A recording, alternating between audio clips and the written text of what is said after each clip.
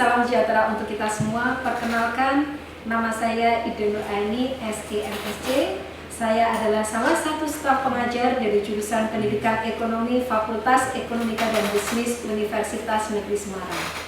Sejak menjadi dosen di jurusan PE FEB UNES, saya ditugaskan untuk mengajar rumpun atau bidang ilmu akuntansi. Hal ini dikarenakan jurusan Pendidikan Ekonomi membutuhkan dosen yang memiliki keahlian dalam bidang akuntansi, karena beberapa mata kuliah di jurusan Pendidikan Ekonomi juga terkait dengan bidang ilmu akuntansi. Salah satu mata kuliah yang saya ampu di rumpun akuntansi adalah mata kuliah akuntansi manajemen.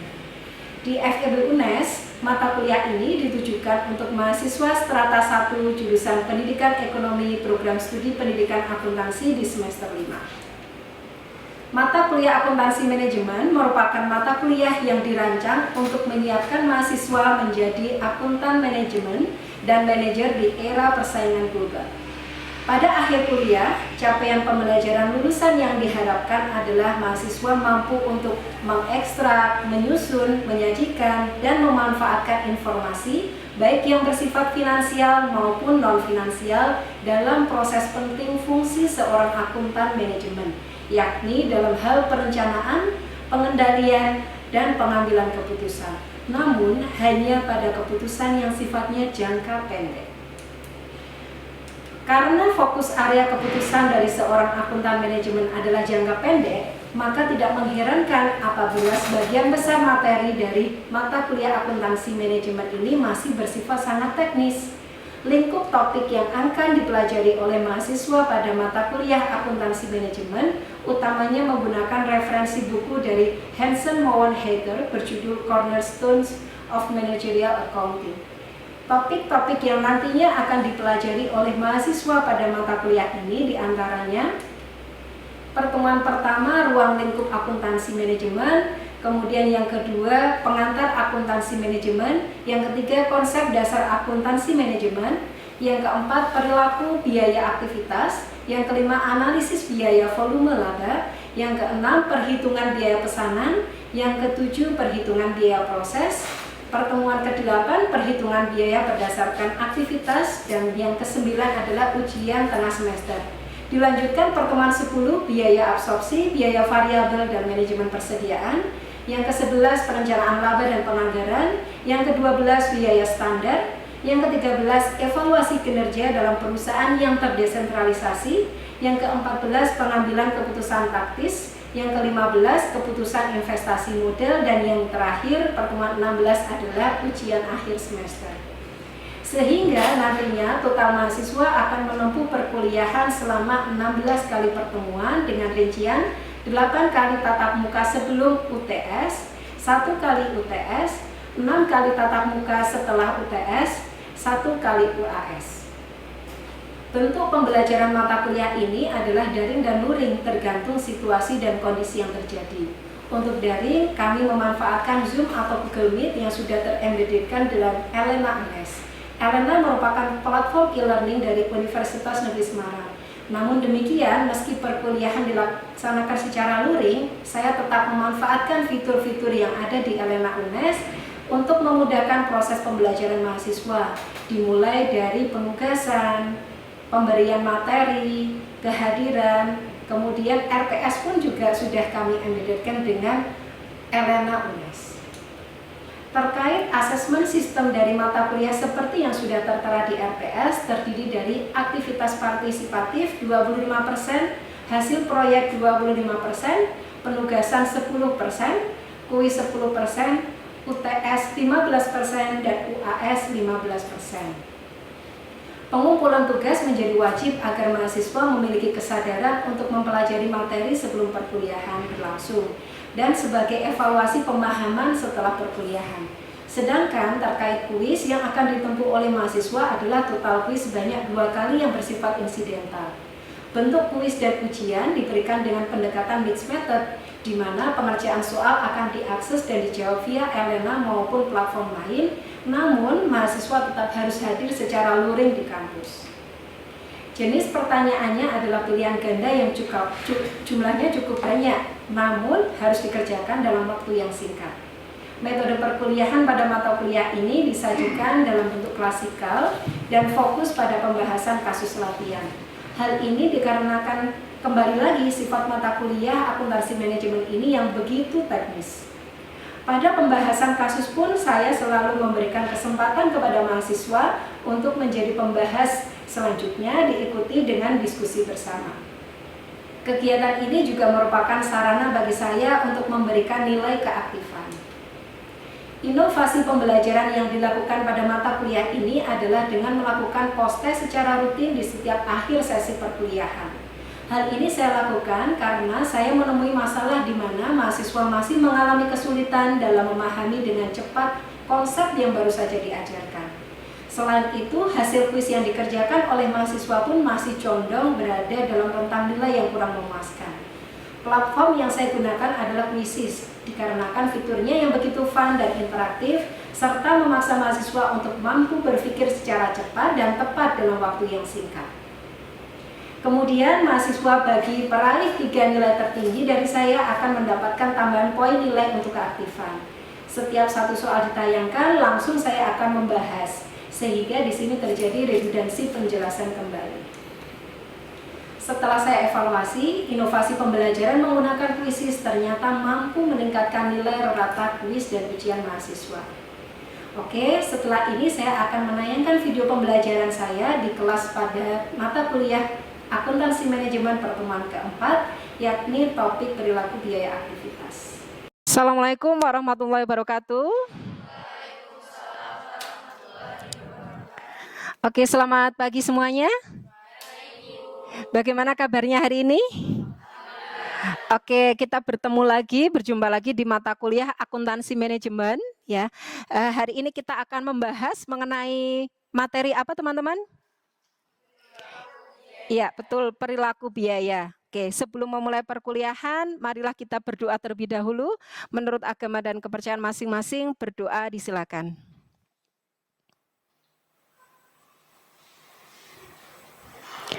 Berdoa selesai. Oke, sebelum masuk ke perkuliahan hari ini, ya saya akan review sekilas materi minggu lalu ya, berkenaan dengan konsep dasar akuntansi manajemen. Oke, minggu lalu kita sudah membahas berkenaan dengan biaya, betul ya? Mengapa biaya dipelajari di akuntansi manajemen? Oke, untuk pengambilan keputusan, ketika perusahaan itu mengetahui biayanya, maka perusahaan bisa meminimalkan gitu ya, mengefisiensikan biaya tersebut. Oke, oleh karena itu hal itu penting untuk dipelajari di mata kuliah akuntansi manajemen. Nah, hari ini kita akan membahas di perilaku biaya, itu ya. Oke, di perilaku biaya kalian sudah ada tugas resume ya. Meresum terkait dengan materi hari ini sehingga teman-teman sudah mempelajarinya terlebih dahulu. Oke, perilaku biaya. Ada yang ingin menjelaskan biaya itu diklasifikasikan menjadi berapa berdasarkan perilakunya? Ada biaya apa saja berdasarkan perilakunya? Oke, mungkin bisa tunjuk jari salah satu.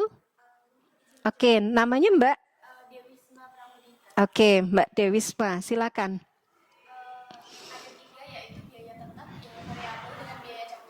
Ya, tepat sekali. Berdasarkan perilakunya, biaya itu dibagi menjadi 3, biaya tetap, biaya variabel, dan biaya campuran. Nah, itulah yang akan kita pelajari pada pertemuan hari ini, gitu ya. Tujuan pembelajaran pada pertemuan hari ini yang pertama menjelaskan pengertian perilaku biaya dan menentukan serta menjelaskan apa itu biaya tetap dan biaya variabel. Kemudian yang kedua menentukan dan menjelaskan biaya campuran serta biaya bertahap. Yang ketiga memisahkan biaya campuran menjadi komponen biaya tetap dan biaya variabel. Yang artinya biaya campuran itu ada 2 komponen di dalamnya, yaitu biaya tetap dan biaya variabel. Ya, tepat sekali ya. Nah, ada 3 metode yang digunakan untuk memisahkan biaya campuran tersebut. Yang pertama adalah metode tinggi rendah atau high low method. Yang kedua adalah metode scatter graph. Dan yang terakhir adalah metode kuadrat terkecil atau regresi ya, yang biasa kalian juga pernah pelajari di statistik gitu ya. Mempelajari hubungan di antara 2 variabel begitu. Oke, perilaku biaya sendiri itu apa gitu ya? Jadi perilaku biaya itu adalah istilah umum untuk menggambarkan suatu biaya itu berubah ketika outputnya berubah, gitu ya.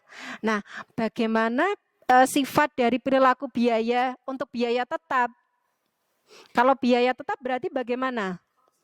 Oke, konstan tetap. Dia tidak akan berubah seiring dengan perubahannya output. Artinya ketika outputnya berubah atau bertambah maupun berkurang, maka biayanya akan konstan atau tetap gitu ya, sama seperti yang disampaikan oleh Mbak Margaret. Yang dia tidak berubah. Oke. Kayu apakah biaya tetap? Oke, betul sekali, gaji pegawai. Sedangkan kayu seperti yang tadi disampaikan Mbak Margaret, termasuknya biaya apa? Iya, biaya variabel. Biaya yang berubah seiring dengan perubahannya output. Ketika perusahaan memproduksi 5 meja, tentunya akan berbeda ketika memproduksi 1 meja. 5 meja maka perlu kayu yang lebih banyak pula gitu ya. Sedangkan kalau tadi gaji, kenapa gaji itu disebut sebagai biaya tetap? Apakah gaji biaya tetap? Karena tidak berpengaruh dengan jumlah produksi kayu meja yang dihasilkan. Oke, kalau gaji pokok mungkin ada unsur tetapnya ya.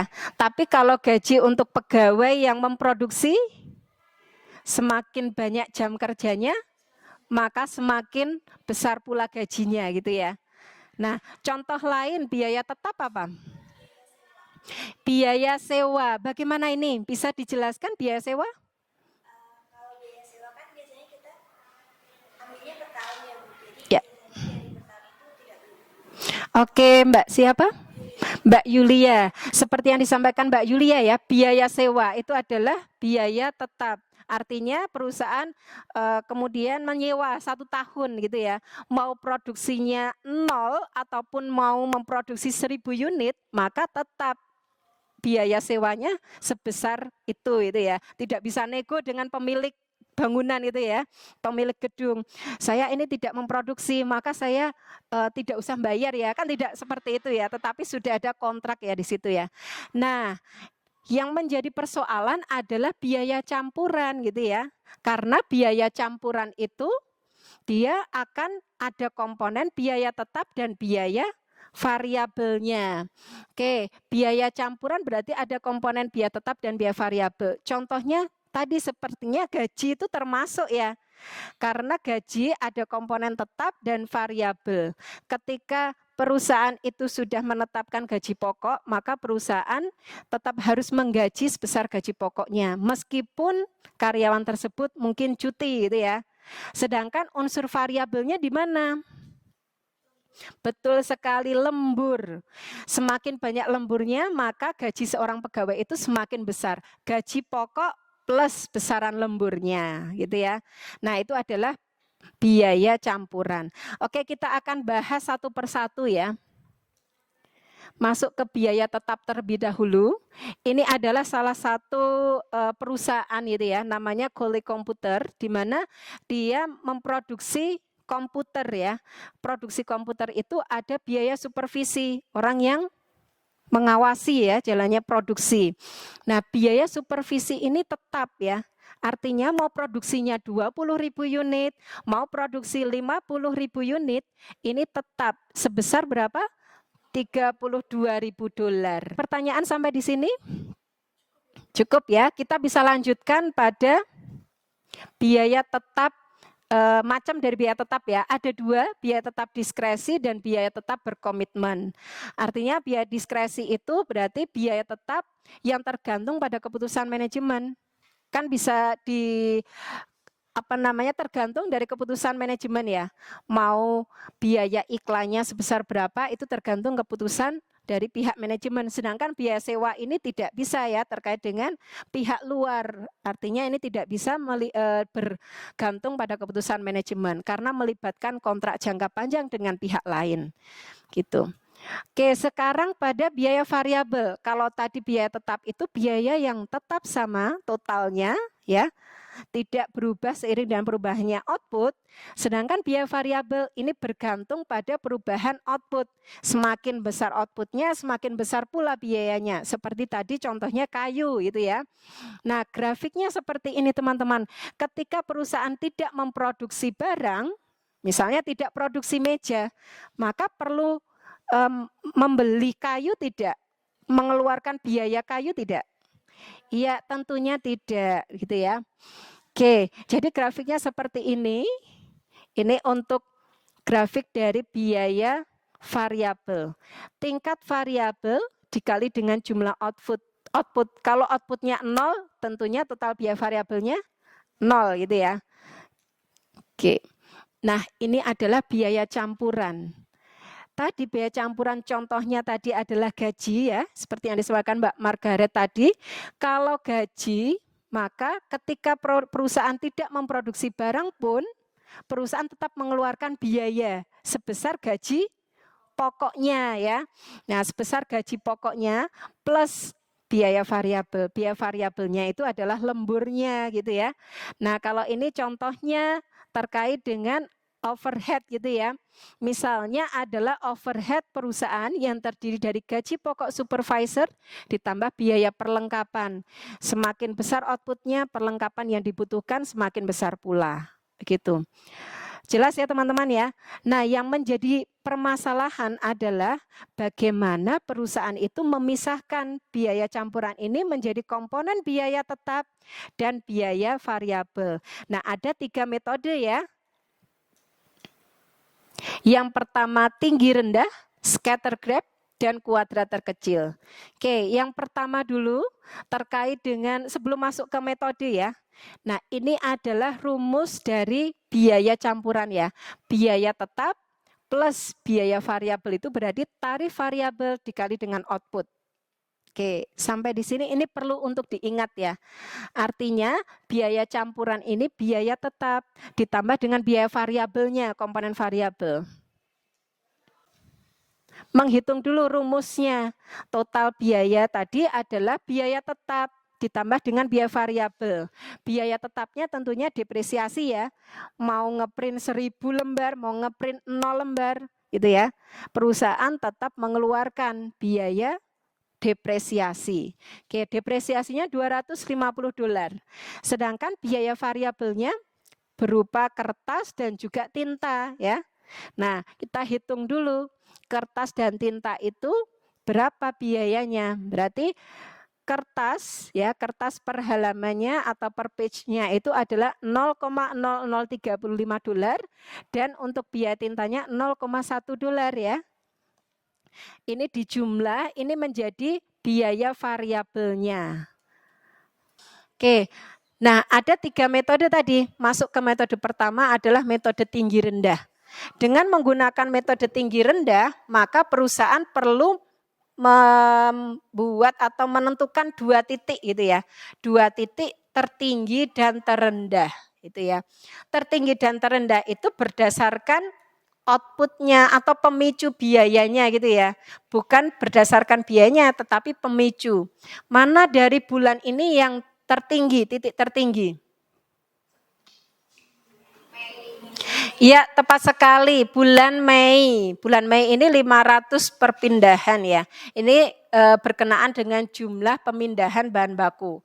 Kemudian titik terendahnya? Ya, tepat Januari, sehingga membandingkan ada antara titik tertinggi dan terendah. Ini kalau menggunakan metode tinggi rendah gitu ya. Sehingga tadi tingkat variabelnya dihitung dengan titik tinggi ya, biaya tinggi dikurangi dengan biaya titik terendah dibagi dengan output titik tertinggi dikurangi dengan output titik terendah. Ini adalah tingkat variabelnya gitu ya. Kemudian dari tingkat variabel kemudian dimasukkan pada rumus biaya mencari biaya tetap. Oke ya. Kalau sudah ditentukan biaya tetap dan biaya variabel maka perusahaan bisa menghitung ketika perusahaan itu memindahkan sejumlah misalnya 1000 perpindahan maka bisa menghitung berapa biayanya. Begitu ya. Ini dengan menggunakan biaya metode titik tinggi dan rendah. Oke, ini ada salah satu case ya. Silakan ada yang mau mencoba. Oke, Mbak Putri Salma, silakan. Bisa disimulasikan di sini ya. Iya, silakan bisa langsung mengisi di spreadsheet. Jadi ini ada data gitu ya. Data berkenaan dengan biaya listrik ya. Biaya listrik mulai bulan apa tadi ya, Mbak ya? Januari ya. Januari sampai Agustus dengan menggunakan metode titik tinggi dan rendah. Bagaimana untuk menentukan tarif biaya variabelnya gitu ya. Pemicu biayanya apa teman-teman ini? Ya, jam mesin. Semakin tinggi jam mesin, semakin banyak jam mesin, maka biaya listriknya semakin tinggi pula gitu ya. Oke, mungkin langsung di rumusnya saja ya Mbak ya. Berapa biaya titik tertinggi? Titik tertingginya itu ada di 4.100. Oke, silakan bisa mungkin sama dengan 4.100 gitu ya. Dikurangi dengan Titik terendahnya itu ada di 2.570. oke, di bulan Juni ya. Ini nggak ada angka tujuhnya itu. Ya, yang ini. Mungkin langsung di rumus ini ya, sudah ya. Oke, kemudian Dibagi dengan nilai tertinggi dari jam mesin dikurangi dibagi dengan jam tertinggi. Jam Titik. tertinggi jam mesin dibagi yang tertinggi. Betul sekali ya. 4.100 ya betul.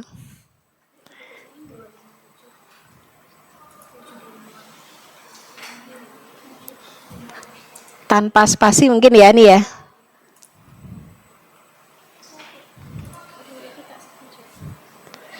Oke, ya.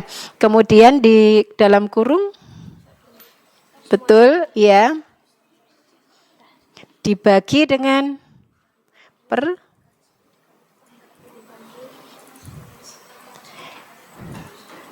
titik output pada titik tertinggi dikurangi dengan output pada titik terendah gitu ya. Ya.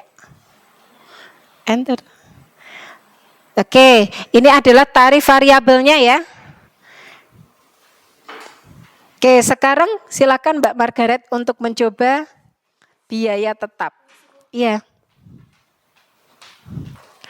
Kalau sudah mengetahui biaya variabel, maka bisa dimasukkan pada rumus biaya tetapnya gitu ya. Berdasarkan rumus total biaya campuran sama dengan biaya tetap ditambah dengan biaya variabelnya gitu ya. Nah, biaya variabelnya tarifnya sudah diketahui. Masukkan pada salah satu titik ya. Silakan bisa mengambil titik tertinggi ataupun titik terendah. Ini sebenarnya seperti belajar pada dulu ya, ketika di bangku sekolah ya mungkin ya. Ada rumus persamaan linier ya. Nah, ini salah satunya dipraktekkan di dalam bidang akuntansinya seperti ini.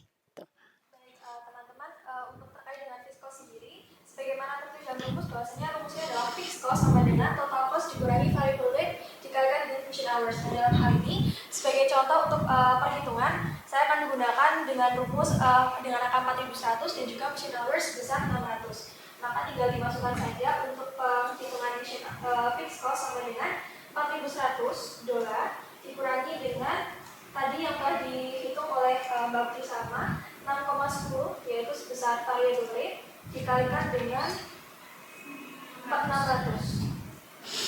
Oke, kalau Mbak Margaret ini menggunakan titik tertinggi ya. Nah, menggunakan titik terendah pun juga hasilnya akan sama, gitu ya. Tetap. Terima kasih Mbak Margaret. Oke, ada pertanyaan sampai di sini teman-teman? Tidak ya? Nah, sekarang masuk ke yang selanjutnya.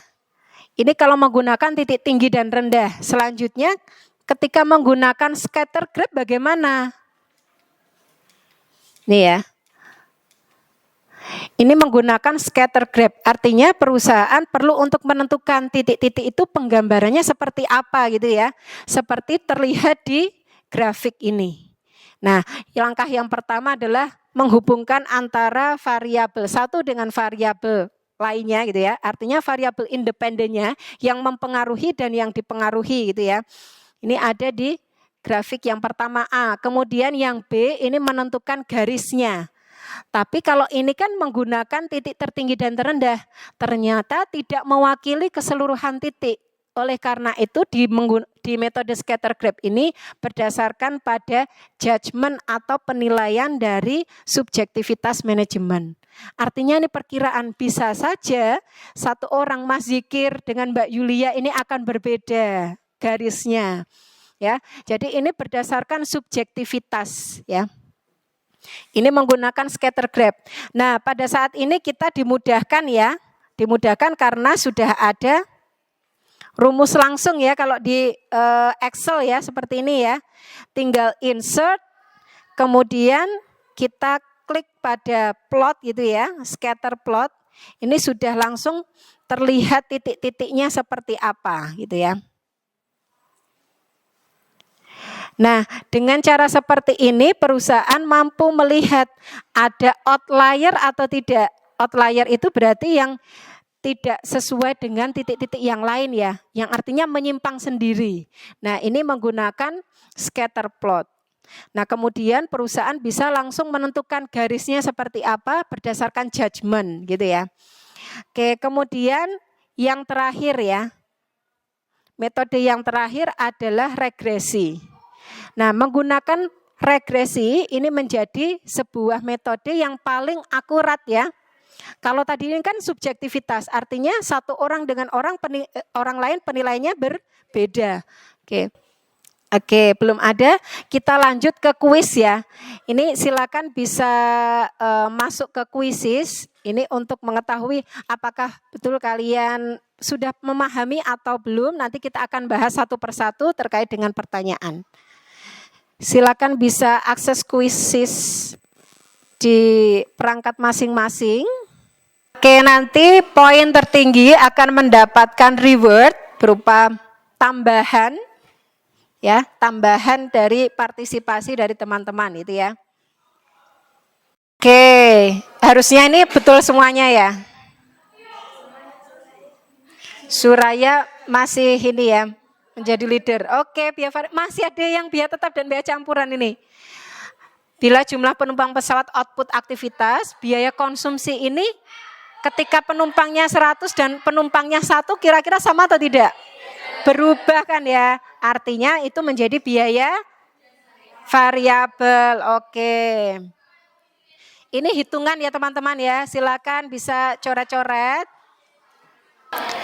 7, 6, 5, 4, 3, 2, 1. Oke, ada yang belum selesai menjawab ya, time's up. Coba kita lihat leadernya siapa. Oh, selamat Zia Dwi, mana Mbak Zia? Oke. Jika total biaya campuran adalah 2.000, biaya tetapnya 500 dan variabel cost per unitnya 50, berapa jumlah output aktivitas? Berarti kita mencari X-nya gitu ya. 2.000 dikurangi berapa? 500 dulu biaya tetap. 1.500 baru dibagi dengan tarif variabelnya 50. Berarti jawabannya iya, betul 30 ya. Oke, selamat untuk Mbak Zia tadi ya. Oke. Kita selesai pada kuis hari ini. Nah, implikasinya apa sih kita belajar perilaku biaya? Ini kita sudah masuk ke kesimpulan ya. Implikasinya apa kita belajar perilaku biaya? Tahu biaya tetap, variabel, dan campuran itu apa? Oke, apa Mbak Margaret?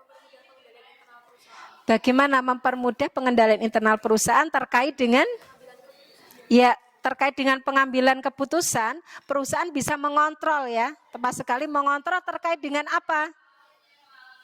Tentunya biaya. Kalau biaya tetap, perusahaan harus ngapain? Cukup? Oke, sudah clear semuanya ya? Oke, selamat untuk Mbak Zia, dapat reward ya. Dan juga tadi yang sudah berpartisipasi aktif sudah saya catat. gitu ya. Oke, terima kasih atas perhatiannya. Kurang lebihnya mohon maaf. Sampai jumpa di pertemuan selanjutnya dan juga jangan lupa tugasnya yang ada di Elena ya. Terima kasih. Wassalamualaikum warahmatullahi wabarakatuh.